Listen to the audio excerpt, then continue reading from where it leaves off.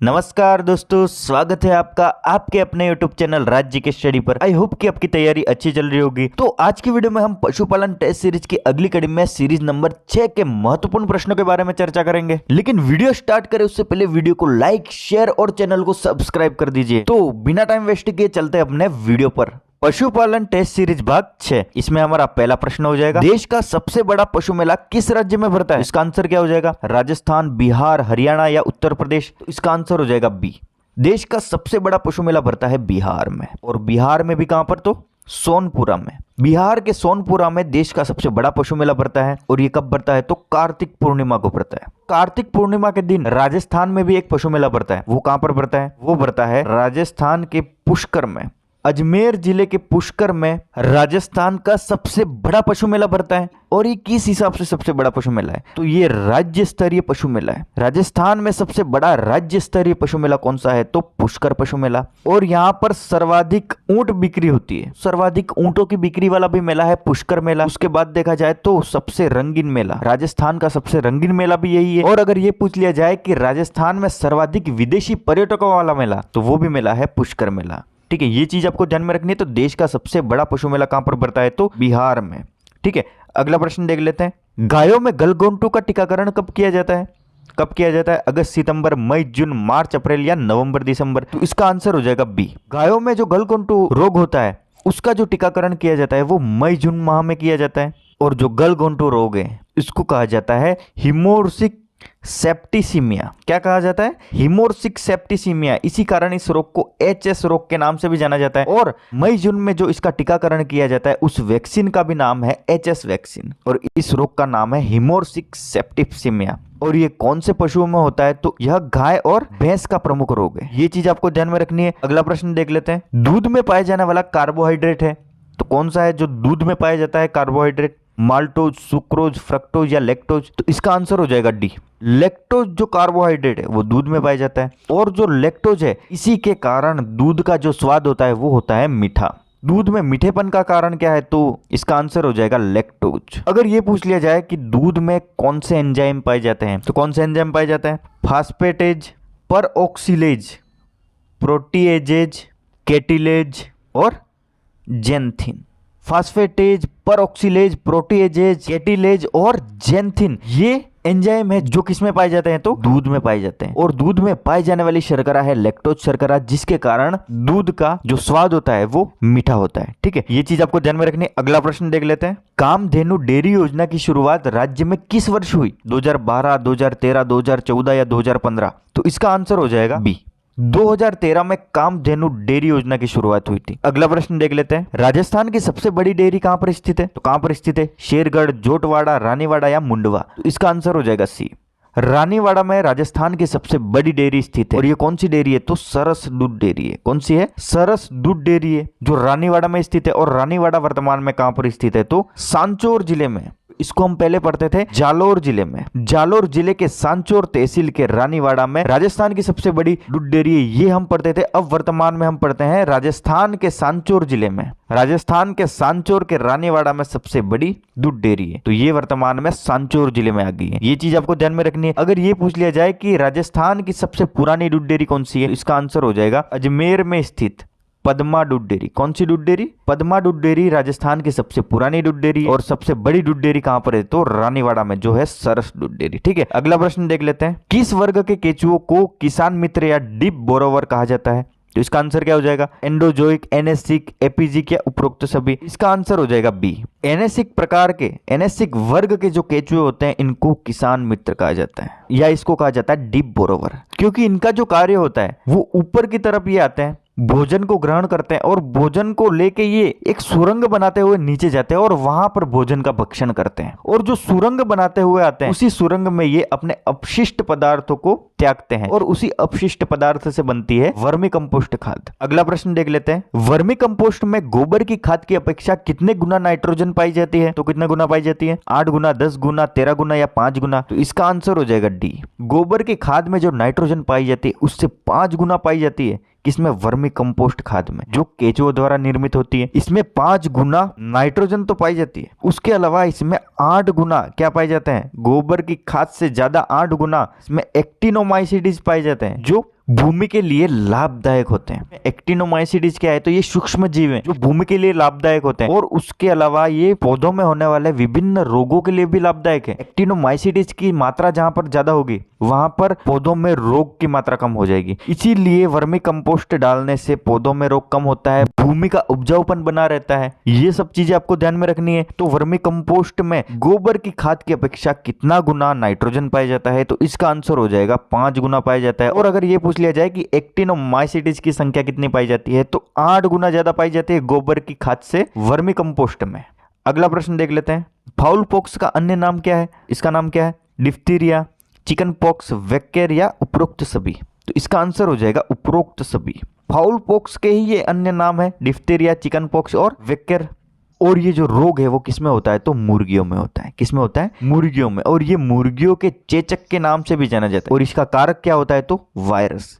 ये जो रोग है वो वायरस के द्वारा फैलता है। अगला प्रश्न देख लेते हैं। पशु जनित प्रोटीन युक्त चारा है, रक्त चूर्ण, मांस चूर्ण, मछली चूर्ण या उपरोक्त सभी? तो इसका आंसर हो जाएगा डी। जो पशु जनित प्रोटीन युक्त चारा है वो रक्त चूर्ण भी हो सकता है, मांस चूर्ण और मछली चूर्ण, ये तीनों ही पशुओं को चारे के रूप में खिलाए जाते हैं। अगला प्रश्न देख लेते हैं। हिन्नी किसका संकरण है? तो किसका संकरण है? गधा, घोड़ी, गधी, घोड़ा, मादा जेब्रा और घोड़ा, याक और गाय? इसका आंसर हो जाएगा बी।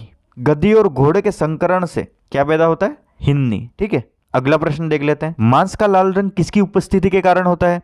इसका आंसर क्या हो जाएगा? मायोग्लोबिन, जेंथोफिल, लाइकोपिन या कैरोटीन? तो इसका आंसर हो जाएगा जो मांस का लाल रंग होता है वो होता है मायोग्लोबिन के कारण। किसके कारण होता है? मायोग्लोबिन के कारण। जेंथोफिल किस काम में आता है? तो जेंथोफिल काम में आता है पौधों में प्रकाश संश्लेषण की क्रिया में क्या काम आता है? तो जेंथोफिल काम में आता है। लाइकोपिन के कारण टमाटर का जो रंग होता है वो लाल होता है। उसके बाद हम बात करें कैरोटीन के कारण दूध का जो रंग होता है वो पीला होता है। पीले रंग का दूध और पीले रंग का जो घी होता है वो किसका होता है? गाय का। जो गाय के दूध में और घी में पीला रंग होता है वो होता है कैरोटीन के कारण। ये सब चीजें आपको ध्यान में रखनी है। अगला प्रश्न देख लेते हैं। हे बनाने में सूखे चारे में नमी की मात्रा अधिक नहीं होनी चाहिए, तो किससे अधिक नहीं होनी चाहिए? 40% से अधिक, 60% से अधिक, 15% से अधिक और 30% से अधिक। तो हे में जो नमी की मात्रा होनी चाहिए वो कितनी होनी चाहिए? 15%। और 85% किसकी मात्रा होनी चाहिए? तो सूखे चारे की मात्रा होनी चाहिए। इसमें सूखा चारा होना चाहिए 85% और जो नमी की मात्रा होनी चाहिए वो 15% होनी चाहिए। ठीक है, और अगर ये पूछ लिया जाए कि साइलेज में नमी की मात्रा कितनी होनी चाहिए, तो साइलेज है गीला चारा या हरा चारा। तो इसमें जो नमी की मात्रा होती है वो है 85%। इसके नाम से ही पता चल जाता है गीला चारा मतलब नमी की मात्रा ज्यादा होगी। तो 85% साइलेज में नमी होती है और 15% शुष्क भाग होता है। ठीक है, ये चीज आपको ध्यान में रखनी है। तो हे बनाने में सूखे चारे में नमी की मात्रा अधिक नहीं होनी चाहिए। किससे? 15% से। ठीक है, अगला प्रश्न देख लेते हैं। मुर्गी के अंडे में कितने प्रतिशत जल की मात्रा पाई जाती है? तो कितने प्रतिशत पाई जाती है? 50, 60, 77 या 66%? तो इसका आंसर क्या हो जाएगा? डी। 66% मुर्गी के अंडे में जल की मात्रा पाई जाती है। ठीक है, अगला प्रश्न देख लेते हैं। फड़किया रोग सामान्यतः किन पशुओं में होता है? तो कौन से पशुओं में होता है? गाय, भेड़, बकरी, ऊंट और मुर्गी। फड़किया जो रोग होता है वो ज्यादा खाने वाले पशुओं में होता है। जो ज्यादा खाने वाले पशु है तो वो हैं भेड़ और बकरी। आपको पता ही है कि बकरी को वनस्पति का शत्रु भी कहा जाता है क्योंकि ये हर कुछ ही खा लेती है, इसलिए इनमें होता है फड़किया रोग। और फड़किया रोग का अन्य नाम है इंट्रोसेप्टिसीमिया। क्या नाम है? इंट्रोसेप्टिसीमिया फड़किया रोग का अन्य नाम है। अब इस रोग के लक्षण क्या है? तो इस रोग के लक्षण है जो भेड़ और बकरी होती है इनमें पेट में गैस बन जाती है। पेट में गैस बनने के कारण इनका जो पेट होता है धनुष के आकार का दिखाई देता है। और इस रोग में पशु अपने पेट की तरफ बार बार देखता है और पेट की तरफ बार बार देखता है और पेट पे लात मारता है और उसके बाद भी इसका कंट्रोल नहीं किया जाए तो इसमें अचानक मृत्यु हो जाती है। धनुष के आकार का पेट दिखाई देता है, पशु बार बार पेट की तरफ देखता है और लात मारता है और इसमें अचानक मृत्यु हो जाती है। ये लक्षण किस रोग के हैं? तो फड़किया रोग के, और ये होता है भेड़ और बकरी में। ये चीज आपको ध्यान में रखनी है। अगला प्रश्न देख लेते हैं। दूध की उत्पादन और खपत में पूरे विश्व में भारत का स्थान कौन सा है? तो कौन सा स्थान है? चौथा, दूसरा, तीसरा या पहला? तो इसका आंसर हो जाएगा डी। उत्पादन और खपत में पूरे विश्व में भारत का जो स्थान है वो है पहला। और जो भारत में प्रतिदिन दूध का उत्पादन होता है वो होता है 2 करोड़ लीटर। 2 करोड़ लीटर प्रतिदिन भारत में दूध का उत्पादन होता है। और हम खपत की बात करें, खपत होती है 1.75 करोड़ लीटर। 1.75 करोड़ लीटर भारत में प्रतिदिन दूध की खपत होती है और 2 करोड़ लीटर प्रतिदिन दूध का उत्पादन होता है भारत में। ठीक है, ये चीज आपको ध्यान में रखनी है। अगला प्रश्न देख लेते हैं, पशुओं में किस हड्डी को स्तन की हड्डी के नाम से जाना जाता है? तो इसका आंसर क्या हो जाएगा? उरोस्थी, ओएस, कोस्सी, त्रिकास्थी या अंशफलक। तो इसका आंसर हो जाएगा ए। उरोस्थी को पशु के स्तन की हड्डी के नाम से जाना जाता है। और ये प्रश्न आया हुआ है 2022 में पशुधन सहायक में। पशुधन सहायक में 2022 में यह प्रश्न आया हुआ है कि स्तन की हड्डी के रूप में कौन सी हड्डी जानी जाती है। अगला प्रश्न देख लेते हैं, किस प्रक्रिया में चमड़े को पतला व चिकना बनाया जाता है? कौन सी प्रक्रिया है? फिनिशिंग, टैनिंग, कास्टिंग या वेपिंग? तो इसका आंसर हो जाएगा सी।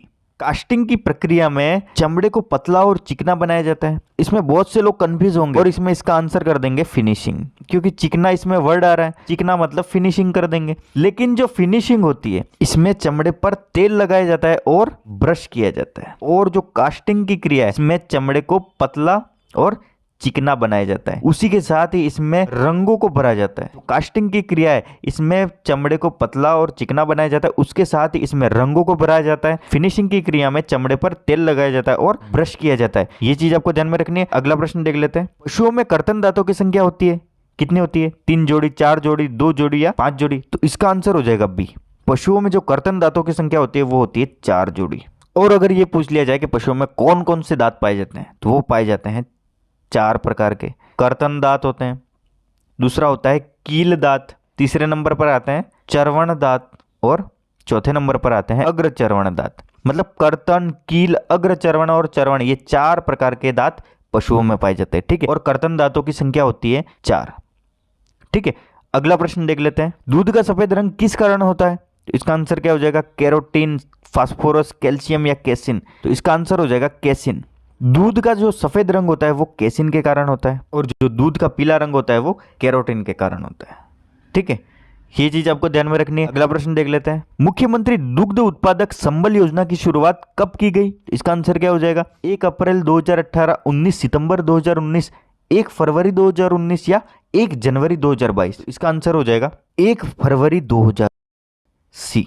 1 फरवरी 2019 को मुख्यमंत्री दुग्ध उत्पादक संबल योजना की शुरुआत हुई और इसका उद्देश्य था कि उत्पादकों को प्रति लीटर दूध पर 2 रुपये का अनुदान दिया जाएगा। और ये जो अनुदान है उसको 2022-23 में बढ़ाकर कितना कर दिया गया था? तो 5 रुपये प्रति लीटर की दर से। और इस योजना की शुरुआत हुई थी, वो हुई थी 1 फरवरी 2019 को। अगला प्रश्न देख लेते हैं, गाय की राठी नस्ल किन 2 प्रजातियों का संकरण है? रेड सिंधी व साहिवाल, मालवी व नागौरी, साहिवाल व कांकरेज, मालवी व थारपारकर?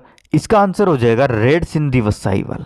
रेड सिंधी और साहिवाल के क्रॉस से राठी गाय को बनाया गया है, जो गायों की संकर नस्ल है। अगर हम बात करें राठी गाय की शारीरिक विशेषता की, तो ये छोटे कद की होती है, रंग सफेद होता है, इसका मुंह और सींग छोटे होते हैं और इसको राजस्थान की कामधेनु कहा जाता है। राठी गाय है उसको राजस्थान की कामधेनु के नाम से जाना जाता है। इसको सर्वाधिक कृषि कार्यों में उपयोग में लिया जाता है। राठी नस्ल को कृषि कार्यों में उपयोग में लिया जाता है, उसी के साथ ये अच्छा दूध भी दे देती है, इसलिए इसको राजस्थान की कामधेनु के नाम से जाना जाता है। राजस्थान में एक और कामधेनु है, वो है नदी। कौन सी नदी है? चंबल नदी। चंबल नदी को भी राजस्थान की कामधेनु के नाम से जाना जाता है। उसके अलावा हम बात कर रहे हैं जो राठी नस्ल है वो राजस्थान में कहां पर पाई जाती है? तो ये पाई जाती है उत्तर पश्चिमी जिलों में। और उत्तर पश्चिमी जिले कौन से हैं? बीकानेर, अनूपगढ़ और श्री गंगानगर। बीकानेर, अनूपगढ़ और श्री गंगानगर जिले हैं, वहां पर राठी नस्ल पाई जाती है और ये संकरण है रेड सिंधी और साहिवाल का। ठीक है, ये सब चीजें आपको ध्यान में रखनी है। अगला प्रश्न देख लेते हैं, नागौर का सुहाल क्षेत्र किसके लिए प्रसिद्ध है? भेड़ों के लिए, बैलों के लिए, ऊंटों के लिए या मुर्गियों के लिए? तो इसका आंसर हो जाएगा बी। नागौर का जो सुहाल क्षेत्र है वो बैलों के लिए प्रसिद्ध है। नागौर में एक और गांव है बू। नागौर का जो बू गांव है वो किस लिए प्रसिद्ध है? वो प्रसिद्ध है मिट्टी के खिलौनों के लिए, मिट्टी से जुड़ी हस्तशिल्पी के लिए नागौर का बू गांव प्रसिद्ध है। ये चीज आपको ध्यान में रखनी है। अगला प्रश्न देख लेते हैं, मालपुरा किसकी नस्ल है? भैंस की, बकरी की, भेड़ की या गाय की? तो इसका आंसर हो जाएगा सी।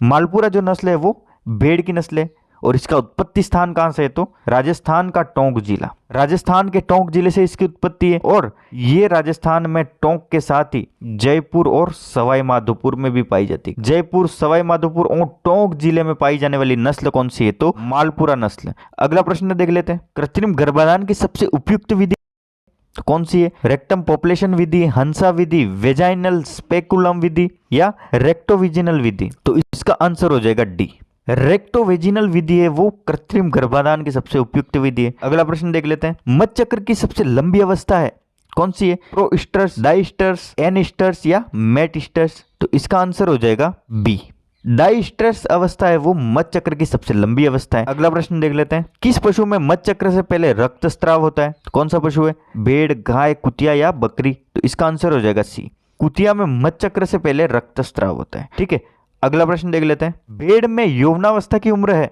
कितनी उम्र में भेड़ प्रौढ़ या युवा हो जाती है? 8 से 12 माह, 18 से 20 माह, 4 से 8 माह या 8 से 10 माह। तो इसका आंसर हो जाएगा ए, 8 से 12 माह की उम्र में भेड़ युवा हो जाती है या इसको कहते हैं प्रौढ़ावस्था। अगर हम बात करें भेड़ में प्रथम ब्यांत की तो प्रथम ब्यांत आता है इसमें 12 से 18 माह, और यौवनावस्था या प्रौढ़ावस्था की बात करें तो 8 से 12 माह में होती है। प्रथम ब्यांत होता है 12 से 18 माह में, और इसका जो मध्यकाल होता है वो होता है 1 से 3 दिनों का। अगर एग्जाम में ये भी आ जाए कि 1 से 2 दिन तो इसको हमको राइट करना है भेड़ के मध्यकाल में। ठीक है, भेड़ का मध्यकाल होता है 1 से 3 दिन या 1 से 2 दिन। इसकी प्रौढ़ावस्था होती है 8 से 12 माह। इसका प्रथम ब्यांत होता है वो होता है 12 से 18 माह। ये चीज आपको ध्यान में रखनी है। अगला प्रश्न देख लेते हैं, दूध बनाने की क्रियात्मक इकाई कौन सी है? थन सिस्टर्न, एल्वोलाई, लोब्यूल या इनमें से कोई नहीं। तो इसका आंसर हो जाएगा बी, एल्वोलाई दूध बनाने की क्रियात्मक इकाई है। अगला प्रश्न देख लेते हैं, वह स्थान जिसमें चूजे पाले जाते हैं क्या कहलाता है? पोल्ट्री, डबिंग, इंक्यूबेटर या ब्रूडर। तो इसका आंसर हो जाएगा डी, ब्रूडर होता है जिसमें मुर्गियों के चूजों को पाला जाता है। अब चूजे हैं तो इनकी उम्र क्या होनी चाहिए? जो ब्रूडर में पाले जाने वाले चूजे हैं इनकी उम्र होनी चाहिए 8 सप्ताह तक। 1 से 8 सप्ताह तक के जो चूजे हैं वो ब्रूडर हाउस में पाले जाते हैं। देखो 8 सप्ताह के चूजे पाले जाते हैं कहां पर?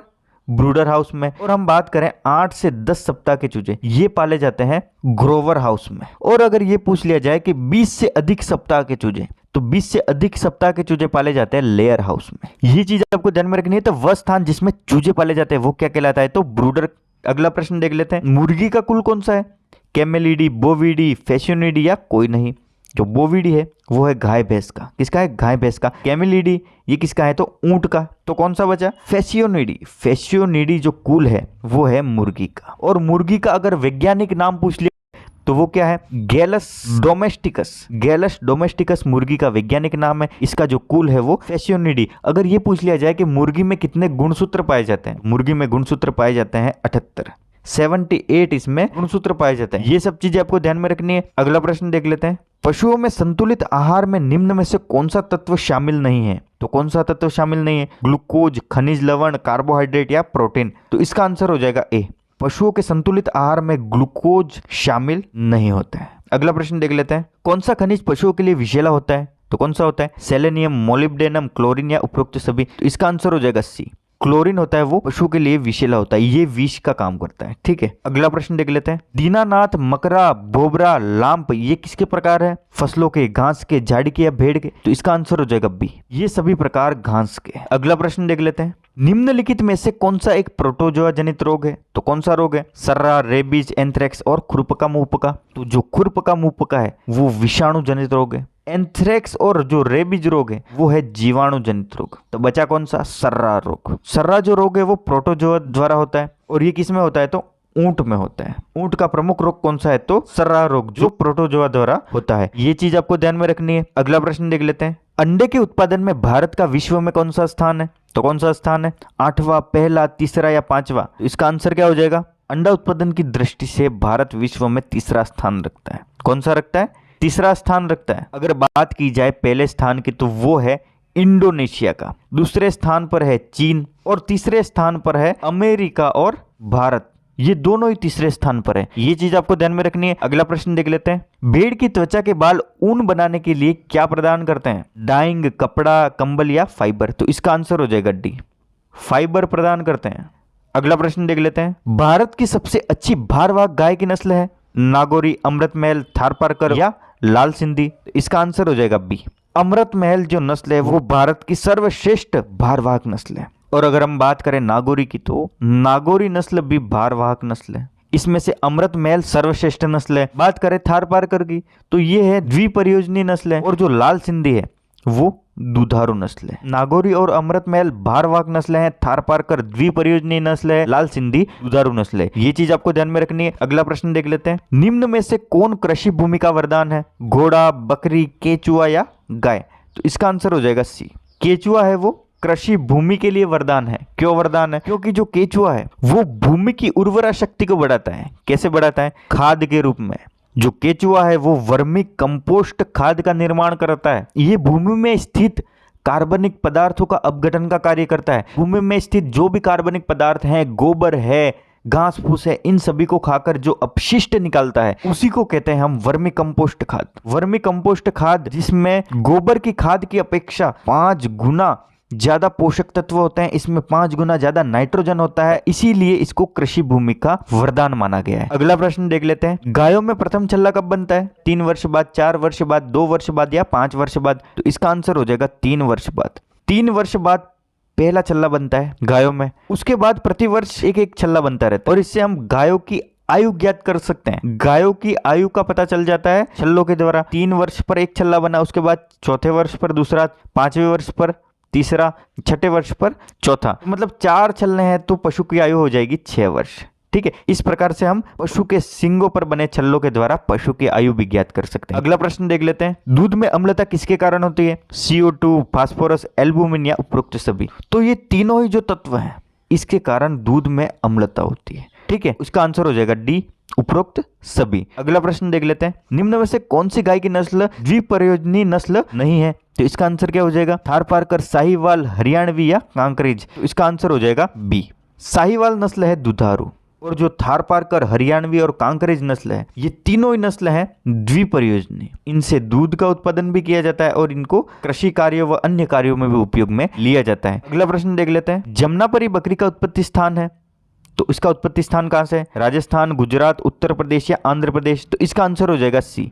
उत्तर प्रदेश से जमुनापरी बकरी का उत्पत्ति स्थान है, और उत्तर प्रदेश का इटावा जिला। कौन सा जिला? इटावा जिला। और ये जो बकरी है वो द्विकाजी बकरी की नस्ल है। इससे दूध का भी उत्पादन अच्छा हो जाता है और मांस का भी उत्पादन अच्छा हो जाता है। ये दूध और मांस दोनों के लिए पाली जाती है, और इसका उत्पत्ति स्थान है वो उत्तर प्रदेश का इटावा जिला। ये प्रतिदिन 4 से 5 लीटर दूध दे देती है, और इसके दूध में 5% वसा भी पाई जाती है। अगला प्रश्न देख लेते हैं। बकरी में नाड़ी दर गति कौन सी धमनी द्वारा मापी जाती है? फेरोमल धमनी, फेशियल धमनी, कोक्सीजियल धमनी या उपरोक्त सभी? तो इसका आंसर हो जाएगा सी। कोक्सीजियल धमनी द्वारा बकरी में नाड़ी गति को नापा जाता है। ठीक है, अगला प्रश्न देख लेते हैं। कौन सी भैंस की नस्ल में सिंग दराती आकार के होते हैं या हंसी आकार के होते हैं? तो कौन सी भैंस है? टोडा, सुरती, मुर्रा या मेहसाना? तो इसका आंसर हो जाएगा सी। सुरती भैंस की नस्ल है, इसमें जो सिंग होते हैं वो दराती के आकार के होते हैं या हंसी आकार के होते हैं। ये प्रश्न इंपॉर्टेंट है, एग्जाम में बहुत बार पूछा गया है। एक और प्रश्न पूछा जाता है मुर्रा भैंस के बारे में। जलेबी के आकार के सिंग वाली भैंस की नस्ल कौन सी है? तो मुर्रा नस्ल। सुरती नस्ल, इसका जो उत्पत्ति स्थान है गुजरात का खेड़ा जिला। टोडा का उत्पत्ति स्थान ये दक्षिणी भारत में पाई जाती है, तो इसका उत्पत्ति स्थान है तमिलनाडु। मुर्रा का उत्पत्ति स्थान दिल्ली है, और पंजाब, हरियाणा में भी पाई जाती है। और जो मेहसाना नस्ल है इसका उत्पत्ति स्थान है गुजरात, गुजरात का वडोदरा जिला। ये सब चीजें आपको ध्यान में रखनी है। अगला प्रश्न देख लेते हैं। राजस्थान की मेरिनो किस भेड़ की नस्ल को कहा जाता है? मारवाड़ी, अविवस्त्र, मालपुरा या चोकला? तो इसका आंसर हो जाएगा डी। राजस्थान की मेरिनो कहा जाता है चोकला नस्ल को। और मेरिनो किसकी नस्ल है? तो वो भी है भेड़ की नस्ल, जिसका उत्पत्ति स्थान है स्पेन। स्पेन में पाई जाने वाली एक भेड़ है जिसका नाम है मेरिनो, और जो मेरिनो नस्ल है भेड़ की वो उच्च कोटि के ऊन के लिए प्रसिद्ध है, और उसी की तरह पाई जाती है चोकला नस्ल जो राजस्थान की मेरिनो कहलाती है, और इससे भी राजस्थान में उत्तम श्रेणी का ऊन प्राप्त होता है। और ये जो चोकला नस्ल है वो राजस्थान में शेखावटी एरिया में पाई जाती है। सीकर, झुंझुनू, चूरू और अभी नया जिला बना है नीम का थाना, इन चारों जिलों में पाई जाती है चोकला नस्ल। ठीक है, अगला प्रश्न देख लेते हैं। राजस्थान में कौन से ऊंट पाए जाते हैं? एशियन, यूरोपियन, अरेबियन या ए व बी दोनों? तो इसका आंसर हो जाएगा सी। अरेबियन प्रकार के ऊंट पाए जाते हैं।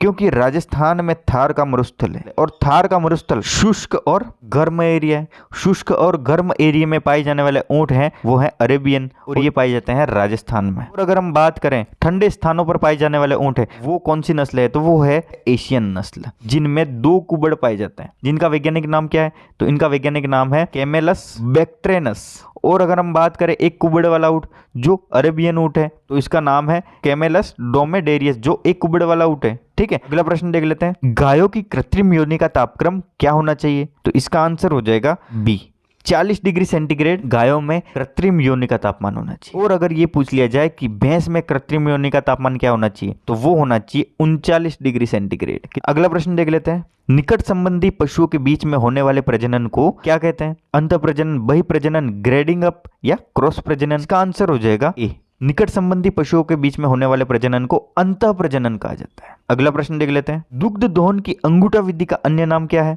तो इसका आंसर क्या हो जाएगा, मुट्ठी विधि, मशीन विधि, नकलिंग विधि या स्ट्रिपिंग विधि। तो इसका आंसर हो जाएगा सी, जो दुग्ध दोहने की अंगूठा विधि है उसको नकलिंग विधि के नाम से जाना जाता है। अगला प्रश्न देख लेते हैं। ऊंट को प्रतिदिन कितने लीटर पानी की आवश्यकता होती है, 100 लीटर, 20 से 40 लीटर, 70 लीटर या 60 लीटर। तो इसका आंसर हो जाएगा बी, ऊंट को प्रतिदिन 20 से 40 लीटर पानी की आवश्यकता होती है। और अगर ये पूछ लिया जाए कि ऊंट एक बार में कितना पानी पी सकता है, तो इसका आंसर हो जाएगा 135 लीटर। ऊंट एक बार में 135 लीटर पानी पी सकता है और प्रतिदिन इसको आवश्यकता होती है 20 से 40 लीटर पानी की। ठीक है, तो दोस्तों ये थे पशुपालन टेस्ट सीरीज के कुछ महत्वपूर्ण प्रश्न। वीडियो अगर अच्छा लगा हो, इंफॉर्मेटिव लगा हो, तो वीडियो को लाइक कर दें, ज्यादा से ज्यादा लोगों तक शेयर कर दें और चैनल को सब्सक्राइब कर दें।